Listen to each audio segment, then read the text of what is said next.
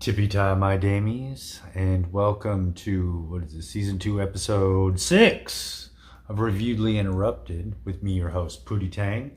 This is episode 58 overall, and here we are with the final bit of any kind of visual critters movie-dom or TV show-dom, live action stuff, things, everything. Blah blah blah. Critters, a new binge. This is it for this. This is it. Finally, this is all we have. And this is some interesting shit here. I didn't know existed. I did not know it existed, and like watching it was pretty interesting. We'll get into some shit about it. First of all, it came out in 2019, same year as Critters Attack. It had the same kind of look, same kind of feel, but it seemed like, because this was a TV series, it was a web series or something like that by Shudder.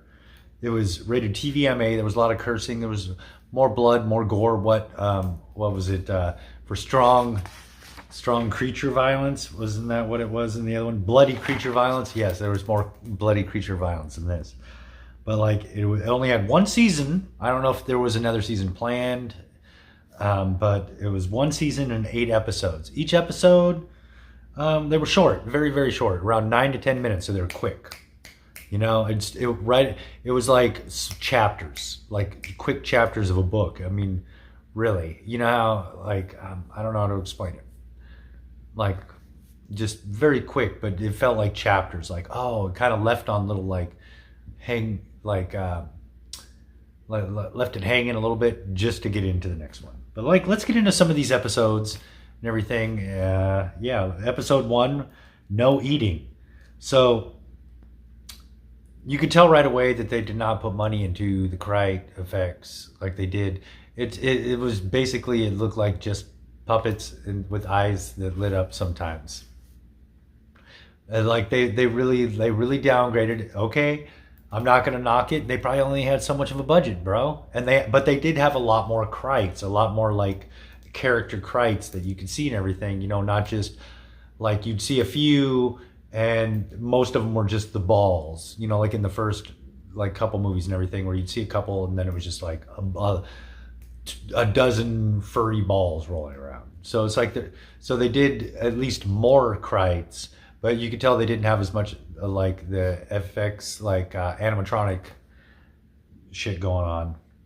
And I love the beginning, because it's starting with the Krites in their own environment, where they're on a ship. It's like you find out that there's a captain, that it's a crew of this spaceship. Yes, they are a crew. Remember, they are intelligent fucking creatures. They are intelligent alien race. As much as they seem like dipshits, they are not. They are another alien race. They're kind of nutty. They're actually very nutty, and especially in this. But to see them like actually their part, instead of seeing like the bounty hunters on their ship doing their thing, we get to see the Krites. We get to see the other side. I thought that was pretty cool. Definitely has a Sci-Fi Channel CGI, and it seems like all the bounty hunters are the same race, you know, because it's like the same kind of like face swapping, or like, you know, where they can just change their face. They transmutations and stuff or whatever, and like the transformations in this suck though. I don't like them. They're boring. Like, it's just like a little bit of electricity and it goes blah, blah, blah, and then there's the face, and it's like, come on, man. I get it wasn't like a super huge thing, but it's like, bro, back in the day when the bounty hunters changed their face, they made it kind of a big deal, especially in the first one, which was nuts. And the Krites, it almost sounds like in this one, like they were basing the Krite language off maybe like a few like real languages, because it almost sounded like there was some Japanese in there, maybe even some Portuguese or something. It sounded pretty weird. And the animal shelter carnage was great, and I love that I saw that it's a bunch of the same producers and like writers and shit, and like just a bunch of staff that has been on from the fucking beginning is still there. Harvey and Opper and all that shit. It's just like so great to see those names. Episode 2, Beginnings. It settles in with the cheesiness. There starts to be very cheesy character stuff, almost like where it's like those 90s fucking TV shows around like Nickelodeon and stuff. It has that feel to it, you know, like Erie, Indiana. It has that feel. But much darker humor, which I thought was great. And I put the, you know, cheaper Kreitz but more defined characters. Like I was saying, there's actually like, they made like more definable characters. Like, oh, you could tell this is a specific Kreit because it's got like the little like walkie radio thing coming down off its Kreit ear or something to its mouth to talk into, you know, shit like that. And I'll always love any kind of Kreit cam. Just being at their level is just so great to watch them do their shit. And we're back to the, like, I don't know if this came out I can't remember if this came out before Critters Attack. I didn't look at the exact dates, blah, blah, blah, whatever. Haha. But I love in this that, yes, they shoot the darts, it's knocking people out. It does something. I like it. It's back to that. They're bumping up the character development in this episode. It's like really starting to kick in, so we start to like really get more of a feel for the characters. Of course, being a TV show, it could do that, especially with these short ones. It's like they definitely had to kick in with it pretty soon, but it's like they're short enough that they could, I guess, extend to the second one without trying to like really dive in deep. Like the first episode was really a prologue that really got it set up, and it got it set up well enough to like really start to build the characters. We see that he's just from a broken home. We don't really understand why, but we find out later. At first, we just think it's like he's just like Papa left, and it's just nothing's been the same. And the classic character tropes, and we get a little bit of a Thomas Lennon fucking cameo there. Fucking Thomas Lennon is not only a great comedian, he is a great character actor. He is really, really great. You know, it's like a lot of people know him from Reno 911, like fucking Hell's Yeah, and just like other shit that he's been in. There's just like so fucking great. I remember the first thing I might have seen him in was actually the movie Out Cold. That's very possible. Episode 3, Party Time. The Kreitz think that our 2018 tech is primitive, which I think is hilarious because they're space creatures. They're intelligent. Like they have interstellar travel, which means they have technology that is beyond what we have because we don't have interstellar technology travel shit. We don't have that. So it's like, I think it's hilarious that they're like on the computer, like looking shit up, and they're like, dude, this is so primitive. I mean, they're still using this. Like our up-to-date shit is like their fucking MS-DOS or something, dude. It's crazy.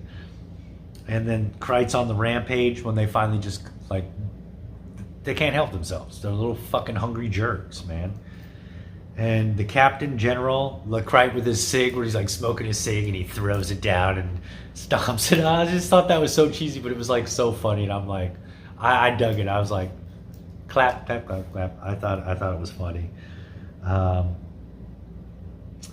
Nice to see an agenda with the Kreitz, not just like, we landed here, now we're gonna eat and multiply.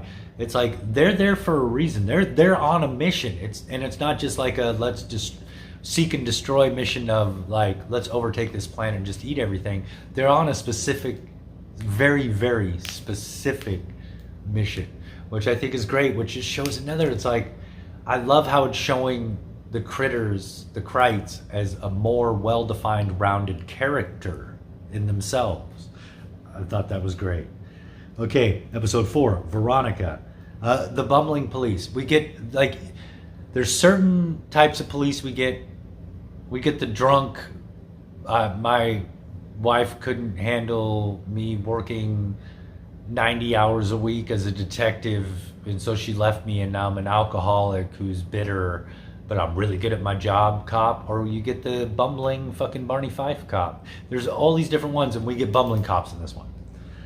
So of course we do, because I mean we got to have the bumbling humor with the violence and horror, because that's been a Critters thing since the fucking beginning.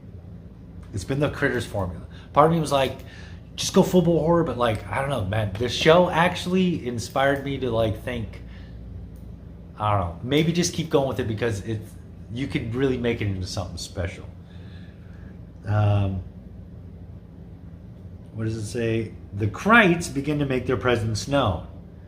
Like, they're starting to come out in the open. They're attacking people. They're kind of popping up. So it's like they're starting to make waves. Something's going on, you know, and people are starting to see. And the fuck does the Unk have in the cage? The Unk, Gilbert Gottfried. I forgot to tell you. Yes, Gilbert Gottfried is in this as this fat kid's uncle. They call him Pork Chop, man. And his whole thing is about like, oh, I'm overweight. It's like, dude, just whatever. Like, but yeah, he's the uncle there. He says some funny ass shit in this. Like, Gilbert Gottfried is fucking hilarious. So you got Thomas Lennon popping in for a second, who's hilarious, and Gilbert Gottfried, which those two things right there make me go, release this on some kind of physical media so I can own this, so I can watch it all the time, because this is amazing.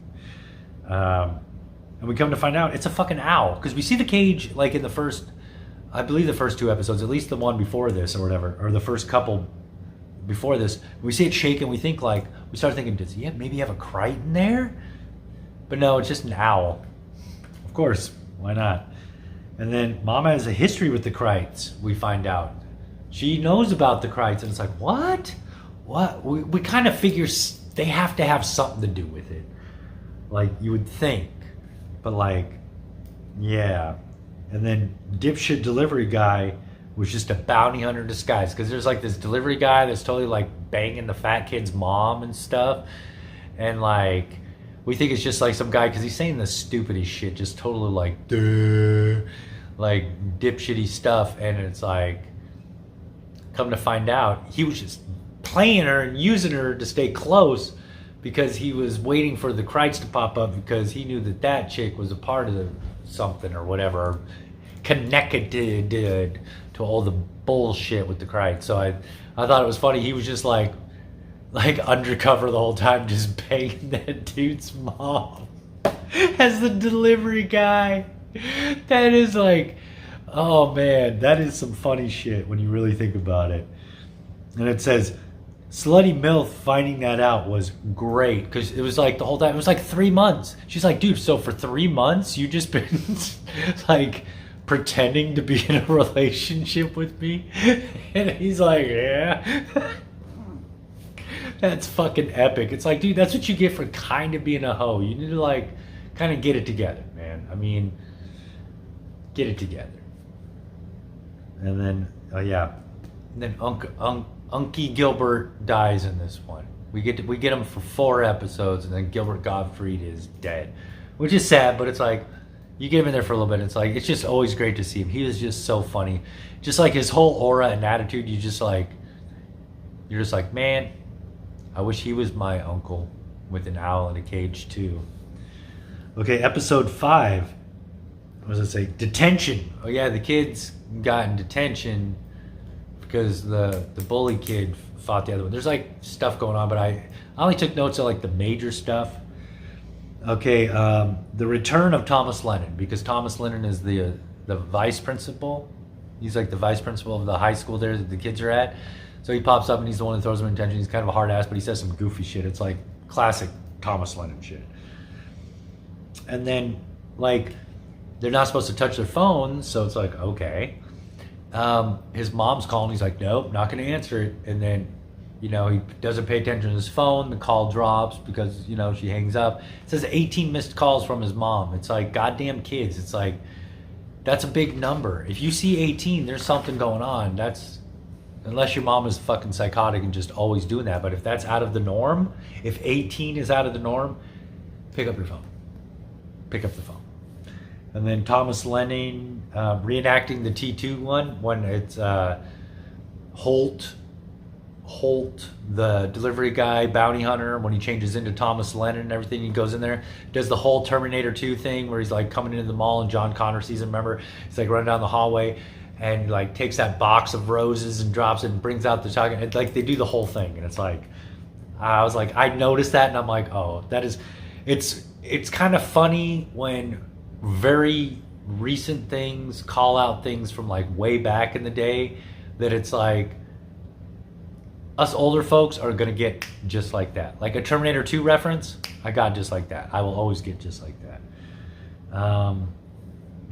Obligatory Matrix moment also. I mean, that's just become like, it doesn't get done as much. Maybe for a while there, it was like really getting done a lot, spoofed a lot, the whole like backwards thing. So they spoofed it in here, but like it's kind of dropped off. It's not quite as much, I don't think. But I love how the Kreitz used a net to capture the chubby kid and his mom. They just throw a net over him and drag him away. I can see them writing this episode, getting to that part, right, where they're like, okay, so they're going to capture him. What are they going to do? Are they going to, make him walk away with guns, put handcuffs on him? What are they going to do? How about they just throw a big fucking net over him and drag him away? It's classic. It's simple, yet effective. The net. Can't escape a net. It's impossible. Episode 6, For Kreit's Sake. Love that. Very funny. And then the cops are finally getting let in on what's up. Because the kids took a video of like the whole thing at the party when there was the fight. No, that was a different fight. Blah, blah, blah. Kreitz showed up. And there was a whole thing. It was a whole fucking thing that caused like almost like a romantic comedy type thing between like our main female love interest and the main male love interest, where you can tell that they have like that romantic tension and stuff like that, where it's the whole like, oh no, something happened, to like kind of pushes them apart, but we know they're just gonna come back together because everything's got to work out great for the people we like. So yeah, but any of that shit. But the cops were already kind of privy to something going on, but they thought it was just some stupid bullshit with the kids. But now they're like, oh wait, there's something going on. Now they know. Okay, and pork chop, that's what the mom calls him, pork chop. Calls her own chubby son pork chop. You can see why he's got issues. And I called her MILF slut. she's kind of a hoe. Kind of a hoe. I like how they get abducted by aliens. They're abducted by aliens, and it's the Kreitz. Of all the aliens they get abducted by, it's the Kreitz. It's kind of funny. And then we find out that there's a secret, the fact it has secret origins. There's some secret origins, and what could it be? A Kreit with a translator? The president of the Kreitz. Yes, he is the president. The president of the Kreitz. It has this little device that, he's talking in his language, it translates it to English through the voice box thing, and I'm like, I love when they throw that into sci-fi movies, because it is like a very like quick, cheap, like cutting a corner, effective way of translating. And it's where, it's like, well, how are they gonna converse? She's human, he's Kreit. How are they gonna understand each other? It's like, well, just make a thing where it's like they talk and it fucking translates it. Why not? There's a thing there. They know how to do that technology. Boom, love it. And then we find out that the chubby kid, pork chop, he is half human, half Kreit. Yes, he is a hybrid. A what? A Kreit hybrid. In all of your critters watching, have you ever even thought that you would even hear of a half human, half Kreit hybrid? Me? No. This made me start to love it, because I was like, this is the craziest bullshit I have ever seen in a critters anything. Tell me more. Because I'm that guy that loves absurd shit. And this is absurd for this franchise. This is out there. And I love it. Fucking out there. And I love this. This is my favorite line of the whole series. The fuck is a paralyzing quill? I don't know why. I like that line. The fuck is a paralyzing quill? Paralyzing quill? Oh, well, it comes in a little bottle.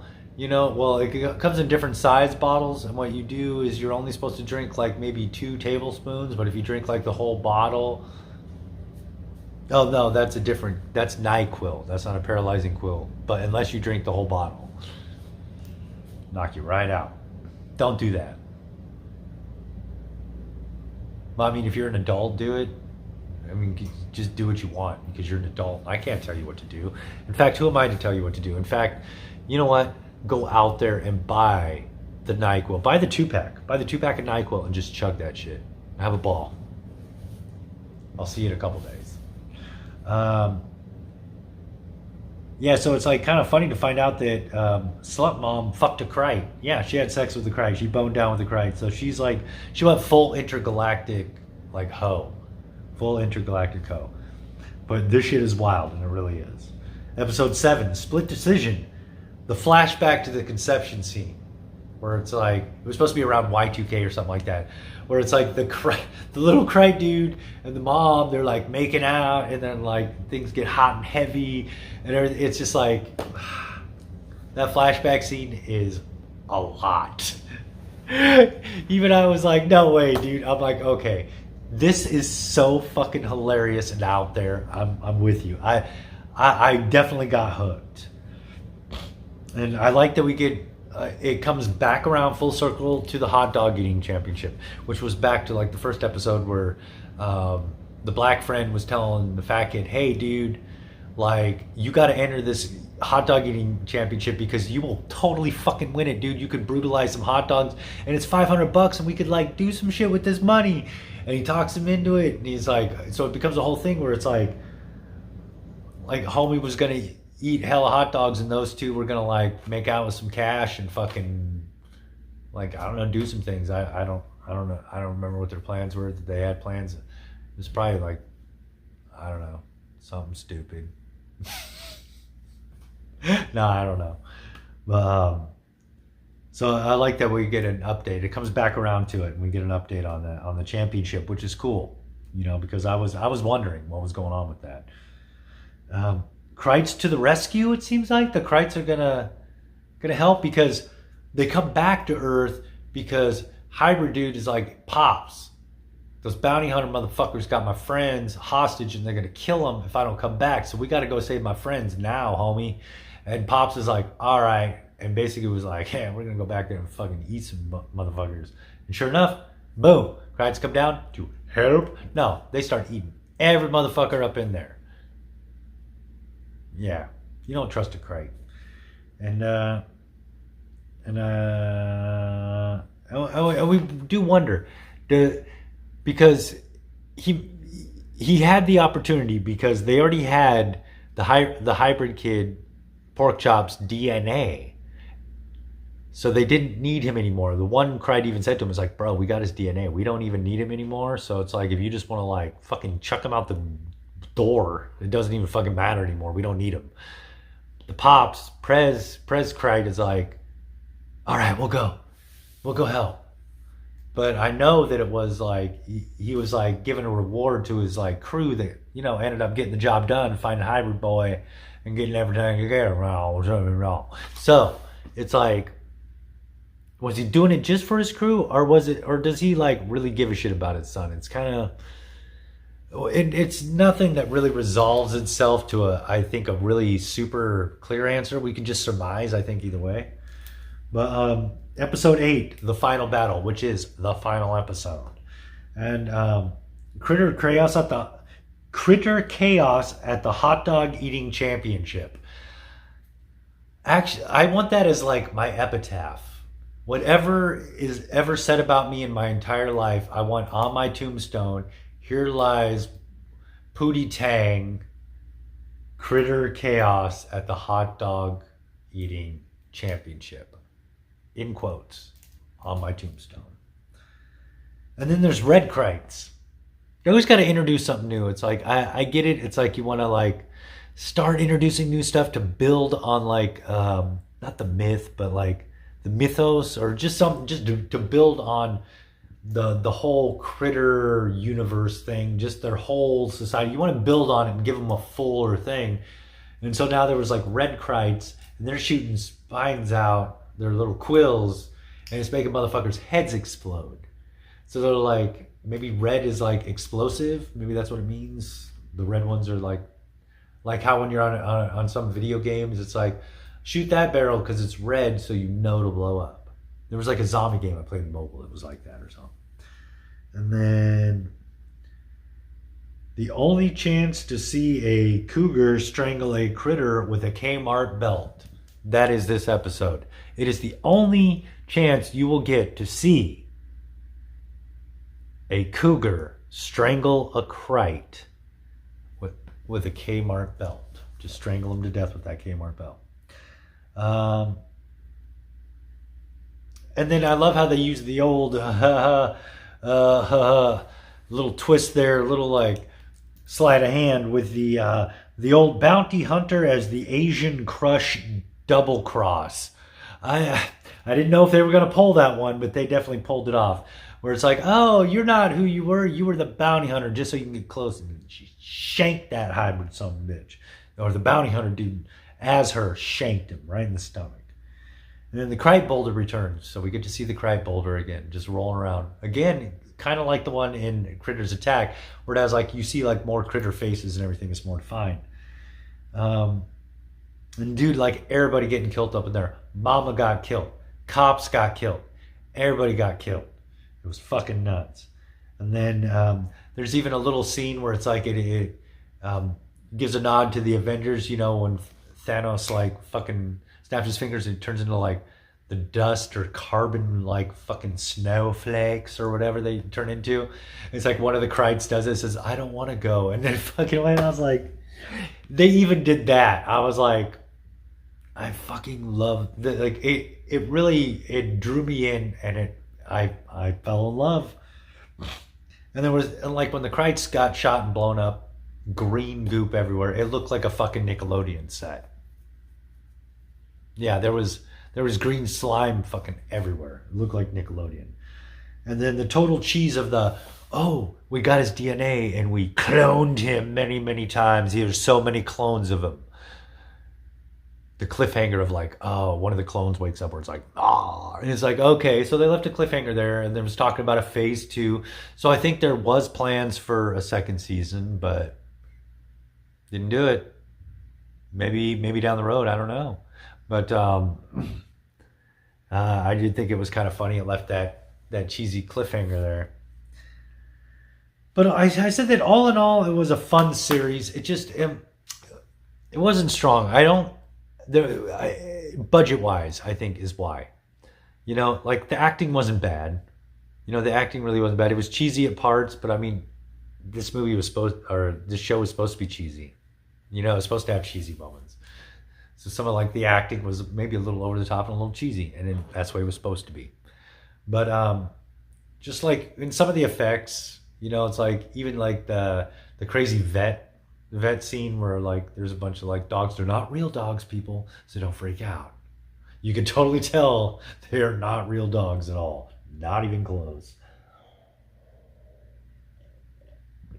But just the effects on that scene, you could tell they made some effects, but not a lot of money. They didn't have a lot of money. You can see what the Krites do with like the lack of like any real animatronics. I think it was just the lights was the only electric thing for the eyes. That was it.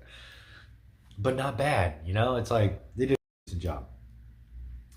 And I wrote that I would really love to see this in a full, uncut, just one long episode where, you know, it'd be like maybe fade out and go with like that way it's not like on an app where it's like the episode and then you gotta wait like so long for it to get to the next episode and see some ads and blah blah blah. Where it's just like one long motherfucker. Like it would be kind of cool to see it as that, just like kind of going straight on where you could watch it as almost like a movie. That'd be pretty cool. And then and I said also completely rebooted with 30-minute to 1 hour long episodes. I could do that, you know, and I think it would be pretty cool. I think it would be pretty cool. Like, it had a lot of promise. It had some great original ideas for like the franchise, and I don't know, it was fun. It was goofy. It wasn't great. The first two are the best. We know that. But it was fun. It was entertaining. You know, it really sucked me in with just like how goofy it got and how wild it got with the story. You get a wild. You watch all the other shit and then you watch this, you're like, whoa, this is wild. Okay, what? And it like, if you like the crazy goofiness like that, then it'll definitely suck you in. So, you know, I enjoyed it. And I'm like, I put it's on Plex. That's the only place to watch it. is Plex, even though it's Shudder. Plex is the only thing. So I put the Plex link. It's not on Tubi, so I put the Plex link. Sorry, Tubi. I wish I could give you a shout out this time. Tubi's still my favorite of all time. Hey, but yeah, I put the Plex app there, and I say watch it if you're interested in seeing where they went with it, for sure. You know, and just a one-time watch through them. They're very short, like I said, like 8, 9, 10 minutes or something like that. It's just like they go very, very fast. Hour and a half, you've seen the whole fucking series. But yeah, and next episode, I'm going to sum up the entire franchise. I will sum up the entire Critters franchise.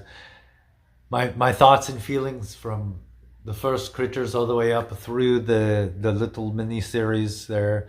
Like, yeah, we'll yap about the franchise, ups and downs, the fun parts, all the just an overall just little BS session about how I feel about the franchise, and I do love it. So I think it's time to pity enough on the runny can. I'm getting tired, man. Bruh. I'm getting tired, man. I'm getting so tired, man. So fucking tired. No, but yeah, sign your pity on the runny can. So yeah, until the next episode, which will be tomorrow. Be prepared. It's popping up tomorrow. I'm gonna do it tomorrow, and we'll finish Critters, and I'll let you know what the next franchise is. So, night, fucking fuck off, get out of my living room and shit, fuckers. It's like, dude, you didn't even take